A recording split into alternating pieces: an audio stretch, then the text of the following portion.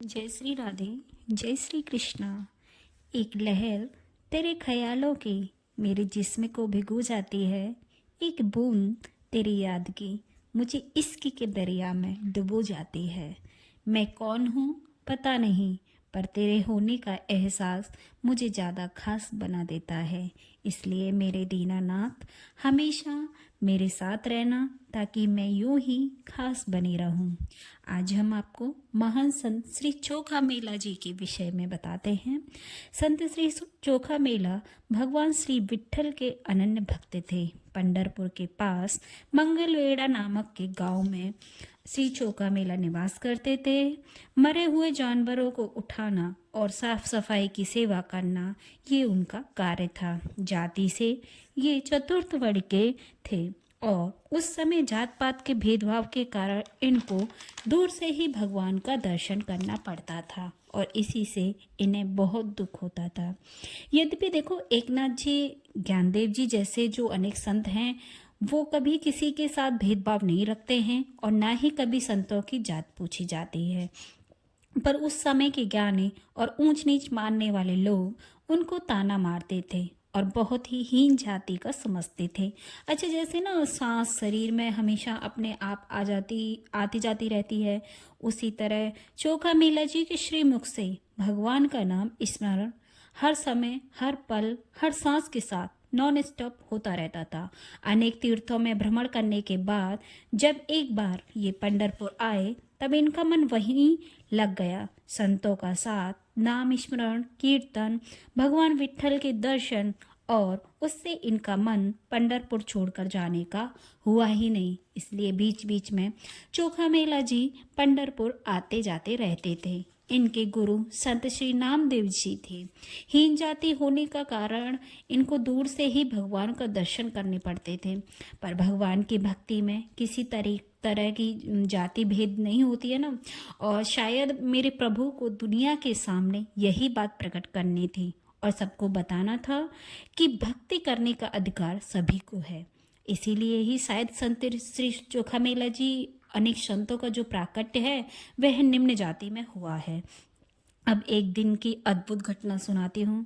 क्या हुआ, एक दिन रात्रि में मंदिर के महाद्वार के सामने एक शिला पर बैठ गए चोखा मेला जी भगवान को याद करके अभ्यंग एक बड़ा सुंदर पद गाने लगे।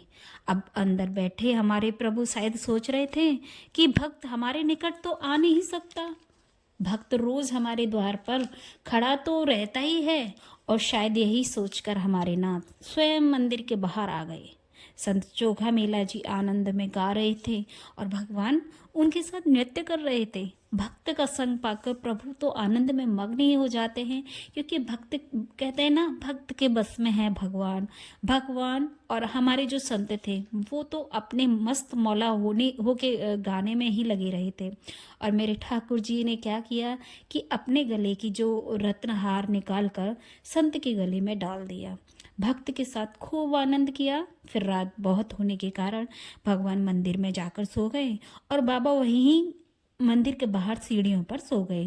सुबह बाबा उठे और मंदिर की साफ सफाई करने की जो उनकी सेवा थी वह करने लगे। उधर दूसरी तरफ मंदिर में तुलसी माला पुष्पहार उतारते समय पुजारियों ने क्या देखा कि भगवान के गले का रत्नाहार गायब है। उन्होंने देखा कि भाई ऐसे कैसे कि चोर अंदर आ गया हो। उन्होंने यहाँ वहाँ देखा, कहीं नहीं मिला। तभी किसी की दृष्टि चोखा मेला जी पर पड़ी। पता चला कि हार चोखा मेला जी के गले में है। अब सारे के सारे पुजारी लोग सब इकट्ठे हो गए और उन्होंने चोरी का आरोप लगाया। लोगों की भारी भीड़ जमा हो गई थी। तो कुछ लोगों ने तो संत जी को पीटने ही लग गए थे।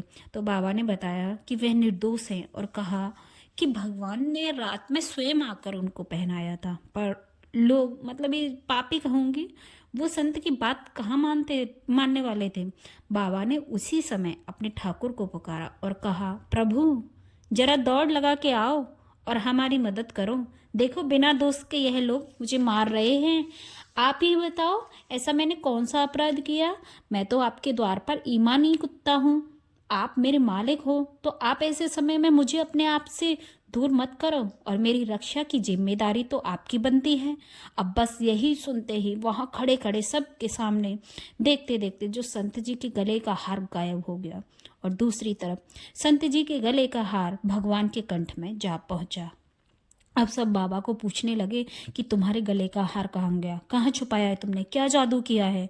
और बाबा ने कहा कि भाई मैंने तो कुछ भी नहीं किया, अभी मैं तो तुम्हारे सामने खड़ा हूँ। मेरे प्रभु ने मेरी विनती सुन ली है और वो हार भगवान के गले में है। अब पुजारियों ने मंदिर में जाकर देखा तो वाकई में हार भगवान के गले में ही था। अब सभी पुजारियों को पता चल गया था कि चोखा मेला जी की कुछ विशेष शक्ति है। कुछ दिनों तक वो यूं ही चुप रहे। एक दिन किसी निंदक ने, मतलब लोगों को भी ना एक बीमारी होती है कि वह अपने दुख से दुखी नहीं होते, दूसरों के सुख से दुखी होते हैं और किसी की भलाई तो उनको बिल्कुल सहन ही नहीं होती है। तो इसी तरह क्या हुआ, एक दिन किसी निंदक ने संत चोखा मेला जी की हंसी उड़ाने के लिए उनसे कहा कि तुम पर अगर भगवान का प्रेम है तो भगवान तुम्हें मंदिर के भीतर क्यों नहीं बुलाया। ऐसा है तो तुम्हारे दिन रात भगवान के भजन करने का क्या ही फायदा। तो संत जी ने बड़े प्यार से कहा कि भगवान के दर्शन करने की हमारी योग्यता है ही कहाँ, हम दूर से ही प्रणाम कर लेते हैं और हमारा प्रणाम हमारे प्रभु को मिल जाता है। भगवान हमसे बहुत प्रेम करते हैं, यह हमको पता है। अब भगवान तो अपने भक्त की सारी बात जान गए। उसी रात उनकी कुटिया में प्रभु प्रकट हुए और उनका हाथ पकड़ के उन्हें मंदिर में ले गए। बहुत समय तक गर्भगृह में बैठकर संत चोखा मेला जी और भगवान बातें कर रहे। सुबह पुजारी जब जल्दी उठकर मंदिर की तरफ आए और सेवा करने की तैयारियां करने लगे, गर्भगृह खुलने से पहले तो उन्हें गर्भगृह के अंदर से कुछ आवाज़ें आने लगीं। उन्होंने चोखा मेला की आवाज़ को तो पहचान लिया। पुजारियों ने कहा कि चोखा मेला दरवाजे पर तो जो ताला लगा हुआ था, बताओ तुम अंदर कैसे गए थे। तो चोखा मेला जी ने कहा कि भाई मुझे तो भगवान हाथ पकड़ कर ले आए, मैं तो अपनी कुटिया में सो रहा था और कहाँ पर जैसे ही मेरे प्रभु ने मेरा हाथ पकड़ा, वहाँ पर जो मेरे प्रभु ने मेरा हाथ पकड़ा, मैं तो यहाँ उनके गर्भगृह में आ गया। इस घटना से उन लोगों ने यह समझ लिया था कि भगवान अपवित्र हो गए। देखो उनकी बुद्धि, देखो उनको संत का प्रभाव नहीं समझ में आया, उनको यह समझ में नहीं आया कि भगवान अपवित्र हो गए हैं और यह चोखेलाल जी से बहुत ईर्ष्या करने लग गए। हर जगह पर बात फैला दी कि चोखा मेला जी की वजह से भगवान अपवित्र हो गए। संत नामदेव जी उस दिन चोखा मेला जी से मिलने के लिए उनके घर आए। श्री नामदेव जी ने चोखा मेला जी को हरि नाम का प्रसाद भी दिया। संत श्री नामदेव चोखा मेला के गुरु थे, पर नामदेव जी को संत चोखा मेला की जो भक्ति थी उसका प्रताप पता था, तो वह बहुत अच्छे से पता था। ठीक है, तो वह जानते थे कि वह संत चोखा मेला बहुत उच्च कोटि के महात्मा हैं, इसलिए नामदेव जी ने संत चोखा मेला जी के चरणों में प्रणाम किया। चोखा मेला ने भी नामदेव के चरणों में प्रणाम किया। नामदेव जी को चोखा मेला की पत्नी और पुत्र से मंदिर में जो भी कुछ घटना हुई थी उसके विषय में सब कुछ पता चला। और जब ये सारी बातें हो रही थी उसी समय चोखा मेला जी एकदम थरथराती हुई आवाज़ में बोले कि वो विट्ठल, वो पांडुरंगा हमारा भगवान है, हमारा सर्वस्व है। लोगों की बात से चोखा मेला जी कुछ दुखी थे, तो बड़े दुख के साथ नामदेव जी को बोले कि प्रभु को मेरे स्पर्श से कोई आपत्ति नहीं है, और वो लोग ऐसा क्यों बोल रहे हैं कि मैंने भगवान को अपवित्र कर दिया। और उन लोगों को तो ज्ञान ही होना चाहिए क्योंकि उनको प्रभु के चरणों की सेवा मिली हुई है। तो नामदेव जी बोले कि बाबा तुम इस तरह दुख मत करो, क्योंकि सिर्फ मंत्र स्तुति करने से, श्रोत बोलने से, पारायण करने से मन में भक्ति नहीं आ जाती। प्रभु तो सिर्फ भाव के भूखे हैं। चाहे उनके सामने कितने भी मंत्र बोलते जाओ, उनको कोई फर्क नहीं पड़ेगा। बट अगर आप में भाव है और अगर आपके कुछ मंत्र याचना नहीं की तो भी प्रभु आपके हो जाएंगे। वो सिर्फ भक्तों का भाव चाहते हैं और भक्ति का भाव तो आपके दिल में कूट कूट कर भरा हुआ है। और जो पांडुरंगा हैं वो हमारी निंदा कर रहे हैं, उनमें क्या ही फर्क पड़ता है। इस तरह नामदेव जी चोखा मेला जी को समझा रहे थे और वो बोल रहे थे कि बाबा आपको जिसने मारा है वो महामूर्ख हैं। आपके स्पर्श से जिनको आपत्ति होती है उनके भाग्य में आपका पुण्य लिखा ही नहीं है। इस तरह चोखा मेला जी को समझाकर नामदेव जी चले गए। नामदेव जी की बातें सुनकर, क्योंकि वो गुरु थे, और उनकी बातें सुनकर बाबा के हृदय में आनंद हुआ और वह तो अपने नाम की मस्ती में मस्त हो गए। अब आपको उनकी महान पत्नी के बारे में बताती हूँ। संत चोखा मेला जी की पत्नी सुरैया बाई थी। वो भी महान भक्ता थी। उनकी कोई संतान नहीं थी और इसी वजह से वो थोड़ा दुखी रहती थी और हमेशा प्रभु से प्रार्थना किया करती थी कि हमारे घर में कोई संतान नहीं है, इसलिए मन थोड़ा सा व्याकुल रहता है, बेचैन रहता है। एक दिन भगवान ने इनकी परीक्षा लेने की सोची तो वृद्ध ब्राह्मण का रूप धारण किया और चोखा मेला जी के घर के सामने आए। और उन्होंने ना जो रूप धारण किया, उनके हाथ में एक बड़ा सा डंडा, गले में तुलसी की माला, मस्तक पर चंदन और बक्का मतलब जो वैष्णव तिलक होता है वो लगा रखा था। भगवान उसके घर के बाहर आकर पूछने लगे कि ये घर किसका है, घर पर कितने बालक हैं, घर के सदस्य क्या काम करते हैं, इस तरह के क्वेश्चन पूछने लग गए। तो सुरैया बाई जी ने जो वृद्ध वेशधारी भगवान थे उनको प्रणाम किया और कहा कि ये घर तो भगवान पांडुरंगा का है। उत्तर सुनकर जो ब्राह्मण वेशधारी भगवान थे उन्होंने कहा, क्या पांडुरंगा का घर? तो सुरैया बाई जी ने कहा, हाँ ये तो उन्हीं का घर है। उन्होंने बोला कि हमारे घर में संतान का सुख नहीं है, हमारे घर कोई बालक नहीं है प्रभु। अब वृद्ध ब्राह्मण बोला कि इस मार्ग से मैं निकल आया हूँ तो मुझे बहुत भूख लगी है, कुछ भोजन प्रसाद मिल जाएगा तो मेरे लिए अच्छा होगा। तो सुरैया बाई जी एकदम घबरा गई, बोली, बाबा हम तो नीच जाति के हैं, आपको हमारे घर का अन्न चल जाएगा क्या? तो बाबा बोले, भक्तों की कैसी जाति, जो हरि को भजे सो हरि का होए। हमको तो बहुत भूख लगी है और आप तो हरि के हो। ऐसा कह के उन्होंने अपने हाथ सुरैया बाई जी के आगे पसार दिए। अब सुरैया बाई जी ने सोचा कि अतिथि भगवान है और बिना खाए गए तो अच्छा नहीं होगा, और अन्न दिया तो लोग हमको मारेंगे और बोलेंगे कि तुमने इनको भी अपवित्र कर दिया। और वो बोली, बाबा आपको हमने इस घर का अन्न दिया तो लोग हमें बहुत मारेंगे, हमारी बहुत निंदा करेंगे। इस पर वो जो वृद्ध ब्राह्मण के रूप में हमारे ठाकुर जी थे बोले, बेटी जाति का विचार तुम मत करो, कल का अगर बासी अन्न होगा तो भी वो दे दो, हम वो भी खा लेंगे, इस घर का अन्न हमको चाहिए ही चाहिए। सुरैया जी अंदर गईं और दही चावल लाकर वृद्ध बाबा को दे दिए और बाबा भी वहीं बैठ गए और दही चावल खाने लग गए। उसके बाद बाबा संतुष्ट होकर बोले, बेटी तुम्हें क्या चाहिए, तुम मुझसे कहो तो। सुरैया जी ने कहा कि बस आपकी कृपा हम पर बनी रहे और कुछ नहीं चाहिए। तो जो वृद्ध ब्राह्मण के रूप में मेरे ठाकुर जी थे उन्होंने थोड़ा सा बचा हुआ प्रसाद सीधा उनको दिया और बोला, इसको तुम ग्रहण करो और हम तुमको आशीर्वाद देते हैं, निश्चित पुत्र होगा। सुरैया बाई जी को प्रभु कृपा से कर्म मेला नाम का पुत्र हुआ और आगे चलकर महान संत और महान भक्त बना। भगवान ने एक दिन एक विचित्र लीला भी की। अचानक एक दिन चोखा मेला जी के मन में संसार से बिल्कुल एकदम वैराग्य आ गया और वह तो घर परिवार का विचार किए बिना ही एकांत के लिए निकल गए, बिना किसी को कुछ कहे। सोने रास्ते में उनकी बहन निर्मला बाई का घर पड़ा। निर्मला बाई ने हरि नाम का प्रसाद संत चोखा मेला जी से ही लिया था, मतलब उन्होंने नामदान ले रखा था। पर जब उनको पता चला कि चोखा मेला जी घर परिवार छोड़कर भाग रहे हैं तो उन्होंने अपने गुरुदेव होने पर भी चोखा मेला जी को एक बच्चे की तरह डांट दिया। जब ये सब बात चल रही थी उसी समय दूसरी तरफ चोखा मेला जी की पत्नी जो सुरैया बाई जी थी उनकी प्रसूति की उनको पीड़ा होने लगी, मतलब डिलीवरी का टाइम आ गया। आसपास उसके कोई भी नहीं मिला था, निम्न जाति के थे इसलिए कोई घर पर भी नहीं आ रहा था।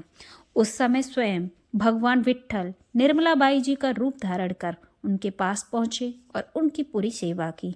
असली निर्मला बाई जी तो चोखा मेला जी के साथ थी अपने घर पे, और मेरे ठाकुर निर्मला बाई के रूप में उनके घर पर पुत्र जन्म लेने पर और 1 महीने तक भगवान ने सुरैया बाई जी का बहुत ध्यान रखा। समय बीतने पर जब चोखा मेला जी को यह बात पता चली तो उन्हें बहुत पश्चाताप हुआ। उन्होंने भगवान की भक्त वत्सलता का अनुभव भी किया कि देखो वो निकल गए, बट मेरे ठाकुर जी को चिंता लग रही थी कि भक्त का परिवार है, मैं ऐसे नहीं छोड़ सकता। उसके बाद वो जान गए थे कि उनकी पत्नी भी महान भक्ता है और उनके गर्भ में जन्मा यह पुत्र बहुत ही बड़ा महान प्रभु का ही पात्र बनेगा। और वो हुआ भी। आगे चलकर वो एक महान संत बने। अच्छा, जब मंदिर वाली घटना हुई थी ना, तो उसके बाद से ही गांव के जो उच्च जाति के लोग थे वह चोखा मेला जी से वैर करने लगे। उन्होंने कहा चोखा मेला जी से चंद्रभागा नदी के दूसरे किनारे रहने के लिए कह दिया था। तो उन्होंने चोखा मेला जी से कहा कि चोखा मेला चले जाओ नदी के पार, उस तरफ वहीं जाकर रहना। चंद्रभागा जी के दूसरे किनारे पर एक छोटे से पांडुरंगा मंदिर में चोखा मेला जी और उनकी पत्नी सेवा करने लगे और वहीं रहने लगे। एक दिन उन्होंने वहाँ पर एक दीपमाला बांधी और वहीं पर निवास करने लगे। भगवान के प्रिय भक्त जहाँ रहते हैं ना, वहीं प्रभु भोजन करने भी चले आते हैं। अब एक दिन, क्योंकि पता है मेरे ठाकुर जी दीन भक्तों के साथ लीला करते हैं ताकि जो और पापी हैं उनको भक्त का प्रभाव पता चले। तो एक दिन मेरे ठाकुर ने क्या लीला की, एक दिन नदी के पास वृक्ष की छाया में प्रत्यक्ष भगवान श्री कृष्ण संत चोखा मेला जी के साथ बैठकर प्रेम से भोजन प्रसाद पा रहे थे। तो मंदिर का एक पुजारी उधर किसी काम से आया हुआ था। पुजारी ने वहां आकर जब ये लीला देखी तो उसी समय सामने से तो पुजारी को वो लीला देख रहा था, तो उसी समय वृक्ष की डाल पर एक कौआ आकर बैठ गया था। चोखा मेला जी ने पुजारी को तो देखा नहीं, उन्होंने कौए को देखा और उन्होंने कहा कि यहाँ भगवान भोजन कर रहे हैं, तुम जाकर किसी और डाल पर बैठ जाओ। अब पुजारी ने समझा कि इसने हमको कौआ कह के और यहाँ से जाने के लिए कह दिया। अब वो तो बाबा से लड़ने लग गया, बहस करने लग गया। बात बात में पुजारी ने बोला कि उसके गाल पे एक जोर से चांटा मार दिया। अब संत चोखा मेला जी की पत्नी भगवान की सेवा कर रही थी और उनके हाथ से दही के बर्तन से थोड़ा सा दही भगवान की पीताम्बरी पर गिर गया। गड़बड़ी में पुजारी ने थप्पड़ तो जड़ दिया, पर अब उसको यह डर था कि भाई मैं तो अकेला हूँ, यहाँ आसपास कोई तो नहीं है, पर यहाँ अगर पति पत्नी दोनों हैं, कहीं ऐसा ना हो हमें मिलकर पीट दें। यह सोच पुजारी वहाँ से भाग गया और मंदिर में जाकर पहुँचा। मंदिर में उसने देखा कि भगवान की आंखों से आंसू बह रहे हैं। साक्षात पांडुरंगा विट्ठल भगवान की आंखों से आंसू बह रहे हैं और उनके गाल ऐसे मोटे सूज गए हैं, बिल्कुल लाल पड़ा हुआ है। एक गाल सूजा हुआ था, बिल्कुल फूल चुका था। उनके पीताम्बरी पर भी दही गिरा हुआ था। अब उसको पुजारी को वहाँ का सीन समझ आ गया और पुजारी उसी समय समझ गए कि मुझसे संत अपराध हुआ है और भगवान ने संत की चोट है वो स्वयं अपने ऊपर ले ली है। अब पुजारी को बाबा की जो भक्ति का प्रताप था वो समझ आ गया और वो भागता हुआ बाबा के चरणों में गिर के क्षमा याचना करने लगा। देखो, जो संत होते हैं ना, वो तो क्रोध कभी करते ही नहीं, तो हमेशा शांति रहते हैं। बाद में अनेक उपाय कर करके भी प्रभु के गाल की सूजन दूर नहीं हुई। जो भी भक्त आ रहे थे दर्शन के लिए, वो देख रहे थे कि प्रभु का एक गाल मोटा सा हो रहा है, दूर से ही पता चल रहा था, चाटा पड़ा हुआ और बिल्कुल लाल पड़ा हुआ। संत चोखा मेला जी ने जब मंदिर में आके प्रभु से लिपट कर प्रभु से क्षमा याचना करी, उस समय प्रभु के गाल की जो सूजन है वो अपने आप खत्म हो गई। और पुजारी ने स्वयं कहा कि श्री भगवान जात पात को नहीं मानते, बस वे प्रेम के भूखे हैं। अब हम भी कभी यह भूल नहीं करेंगे। और उस दिन से श्री विट्ठल मंदिर में किसी को भी भगवान के श्री विग्रह को स्पर्श करने का अधिकार मिला हुआ है। यह है संतों का प्रताप। मेरे ठाकुर जी अपने भक्त के लिए कुछ भी करते हैं, कुछ भी करते हैं। चोखा मेला जी की समाधि महाद्वार में भगवान के सामने ही बनाई गई है। संत मंडली और भगवान पांडुरंगा को वो उनकी समाधि देखकर उनसे प्रेम का एहसास होता है। और मेरे ठाकुर जी अपने भक्तों के लिए हमेशा खड़े रहते हैं। बोलो भक्त वत्सल भगवान की जय, दीन बंधु दीनानाथ की जय। कल तक जो जीवन सोना था आपने आज बदल डाला, आपने मेरे जीवन का अंदाज बदल डाला। पहले गम के आंसू थे, अब खुशियों का पानी है। जो कुछ भी हो रहा सांवरे, बस तेरी मेहरबानी है। बनकर कान्हा हर जन्म तेरा दास रहूं, हर दम बस तेरे ही चरणों के पास रहूं। बोलो बांके बिहारी लाल की जय, बोलो राधा रानी की जय। अगर आपको हमारी कथाएं पसंद आती हों, हमारी कथा ने आपके दिल को छुआ हो, आपके मन में भक्ति की लहर उठी हो, तो हमारे चैनल को लाइक करें, शेयर करें और सब्सक्राइब करें। कमेंट में राधे राधे लिखना ना भूलें। राधे राधे सभी भक्तों को।